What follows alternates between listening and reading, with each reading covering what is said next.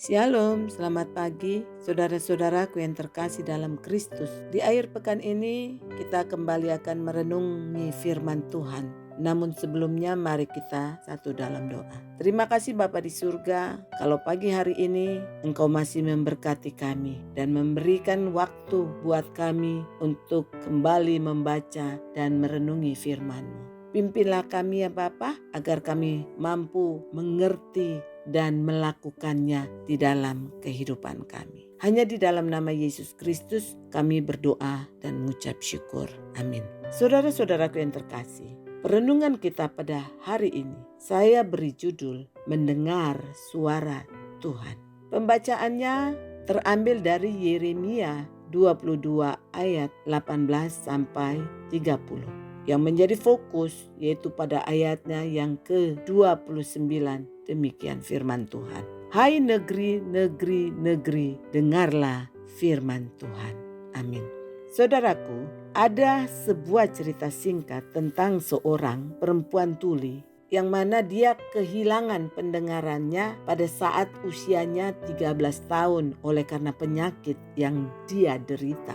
Nah, perempuan ini setiap minggunya tidak pernah absen untuk beribadah di gereja. Setiap hari Minggu pukul 9:30 ia sudah bergegas pergi dari rumah menuju gereja. Dan sampai di gereja ia selalu mengambil posisi di tempat duduk di tengah. Dan di setiap rangkaian ibadah perempuan ini berusaha untuk fokus mengikuti jalannya ibadah walaupun ia tidak bisa mendengar. Namun setidaknya perempuan tuli ini bisa melihat dan membaca Alkitab serta buku puji-pujian. Pada saat khotbah, perempuan tuli ini tetap setia. Ia duduk selama khotbah berlangsung. Walaupun ia tidak bisa mendengar apa yang dikatakan pendeta, tetapi dia berusaha membaca berulang-ulang dan merenungkan nats renungan serta melihat setiap gerak-gerik pendeta saat berkhotbah. Nah, di samping perempuan tuli ini ada duduk 3 orang pemudi yang ikut ibadah. Namun dari awal ibadah dimulai, mereka sibuk dengan handphone mereka masing-masing. Bahkan di saat khotbah berlangsung, ketiga pemudi ini hanya berbisik-bisik, ngobrol dan tertawa. Perempuan tuli ini memperhatikan mereka. Nah, setelah ibadah selesai, sebelum pulang, perempuan tuli ini berkata kepada ketiga pemudi itu, banyak orang yang mau mendengar, tapi tidak bisa mendengar karena dia tuli. Tetapi kalian bisa mendengar, tapi tidak mau setia mendengarkan firman Tuhan hari ini.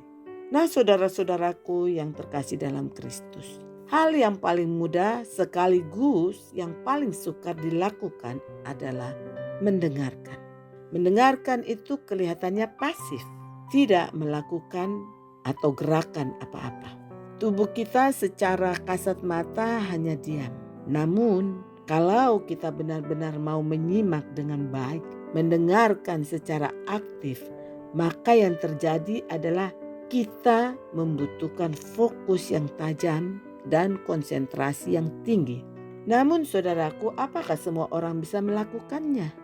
Bukankah banyak orang yang gagal dalam hal mendengarkan? Contohnya, mendengarkan atas keluh kesah pasangan kita, mendengarkan keluh kesah teman dan orang lain.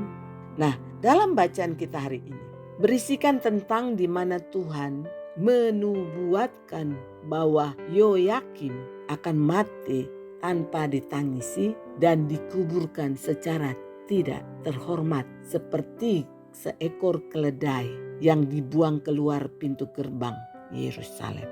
Hukuman ini adalah akibat langsung dari perilakunya yang menindas, mementingkan diri sendiri, yaitu dia membangun istana mewah dengan melakukan kerja paksa. Kemudian tidak menjalankan keadilan. Hal ini bertentangan dengan teladan ayahnya, yaitu Yosia yang saleh. Dan juga nubuatan tentang penghukuman Konya, yaitu bahwa Konya akan diserahkan kepada musuhnya, yaitu Raja Babel Nebukadnezar. Lalu Konya yang merupakan anaknya Yoyakim bersama dengan ibunya akan dibuang ke negeri asing dan mati di sana.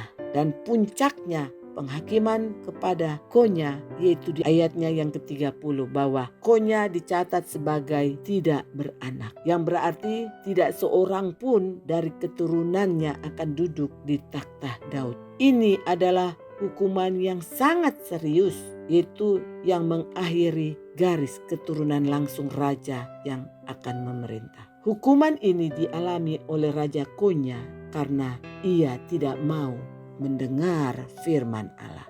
Jadi di sini saudaraku, Tuhan menegur orang-orang yang tidak mendengarkan perintahnya dan bertindak semau gue dalam hidupnya.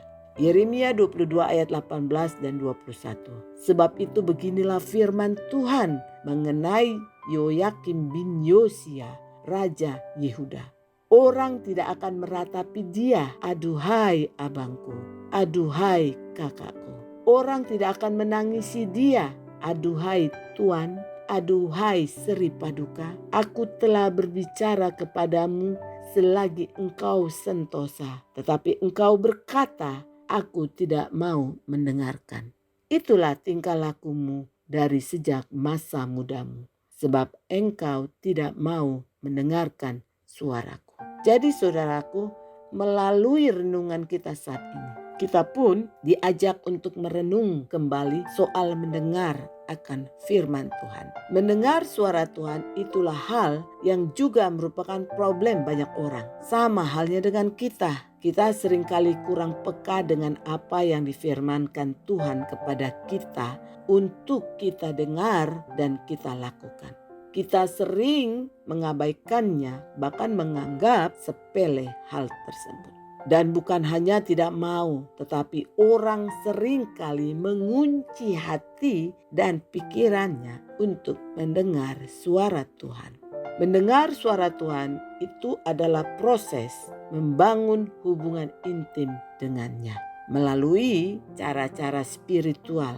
Bukan hanya sekedar mendengar suara fisik, tetapi ini melibatkan kepekaan hati, pendengaran yang penuh perhatian, dan kemauan untuk bertindak berdasarkan bimbingan yang diterima. Seringkali datang melalui firman Tuhan dalam Alkitab, bisikan dalam hati atau dorongan dari Roh Kudus.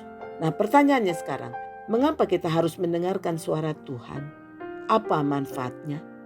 Manfaatnya yaitu dengan mendengarkan suara Tuhan akan memberikan bimbingan hidup. Karena suara Tuhan akan membantu kita menemukan jalan hidup yang benar. Seperti yang dijelaskan dalam Amsal 14 ayat 12. Untuk menghindari jalan yang mengarah pada malapetaka. Dengan mendengarkan suara Tuhan akan memberikan kedamaian.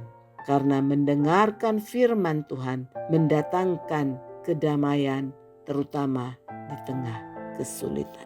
Dengan mendengarkan suara Tuhan dan taat melakukan perintahnya, maka kita akan mengalami keberhasilan dan kesuksesan dalam berbagai aspek kehidupan. Dengan mendengarkan suara Tuhan, maka Tuhan pun akan melindungi kita dan menyediakan kebutuhan kita saat kita mendengar dan melakukan firman-Nya.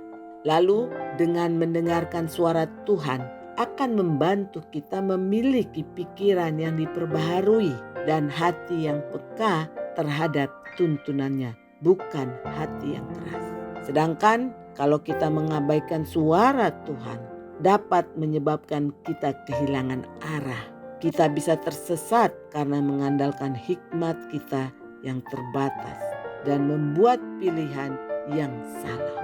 Dan hati yang keras karena semakin sering mengabaikan, hati kita menjadi kebal terhadap teguran dan akhirnya jauh dari hadirat Tuhan. Kemudian terpisah dari berkat serta perlindungan Tuhan. Karena tanpa suara Tuhan, artinya kita berjalan sendiri tanpa perlindungannya. Sehingga rentan terhadap jebakan, kegagalan, dan kehilangan damai sejahtera. Selain itu, mendengarkan suara Tuhan juga merupakan cara untuk kita memperbarui pikiran dan menjadi serupa dengan pikiran Kristus. Itulah alasan mengapa kita harus mendengarkan suara Tuhan dan apa akibatnya kalau kita mengabaikan atau tidak mau mendengarkannya. Sebenarnya masih banyak lagi alasannya. Namun masalahnya banyak orang kesulitan mendengarkan suara Tuhan. Nah, ada beberapa langkah praktis untuk kita mendengarkan suara Tuhan, yaitu 1, kita berdoa dan minta. Mulailah dengan meminta kepada Tuhan untuk berbicara dan membantu kita dalam mendengar suaranya dengan jelas. Kemudian baca Alkitab, karena Alkitab adalah firman Tuhan yang akan membantu kita mengenal suaranya. Sebab dengan semakin kita mengenal firman, maka semakin mudah kita membedakan bimbingannya dari suara-suara lain. Ketiga, mari coba ciptakan waktu hening dengan cara kurangi gangguan dari media sosial dan gadget kita. Ciptakan waktu tenang, biar cuma hanya 3-5 menit untuk kita menenangkan pikiran dan berdoa. Yang keempat, hiduplah intim dengan Tuhan, yaitu membangun hubungan rohani yang konsisten. Bisa melalui doa, meditasi, atau bentuk ibadah lainnya. Kemudian belajar menguji pesan atau dorongan yang kita terima. Tanyakan, apakah ini sesuai dengan Alkitab? Apakah ini membawa kedamaian? Dan apakah ini mendorong hal-hal yang positif? Kemudian cari pembimbing rohani yang tepat. Diskusikan pengalaman dan pemikiran kita dengan pemimpin rohani atau orang yang lebih matang secara rohani untuk mendapatkan konfirmasi. Namun ada hal penting lainnya yang harus kita perhatikan, yaitu bersabar dan gigih. Artinya bahwa mendengar suara Tuhan itu adalah sebuah perjalanan yang membutuhkan kesabaran dan ketekunan.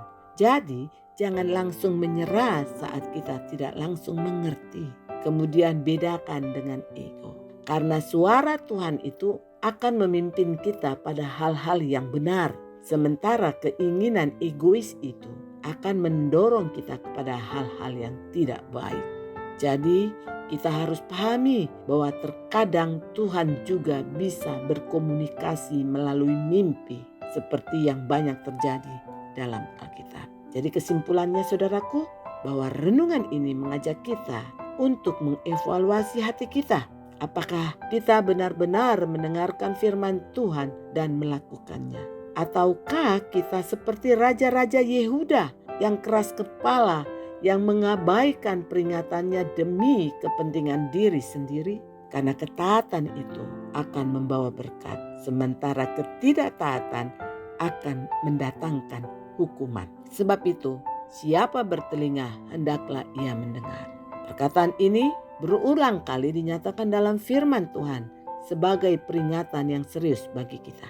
Padahal kita tahu semua kita mempunyai telinga.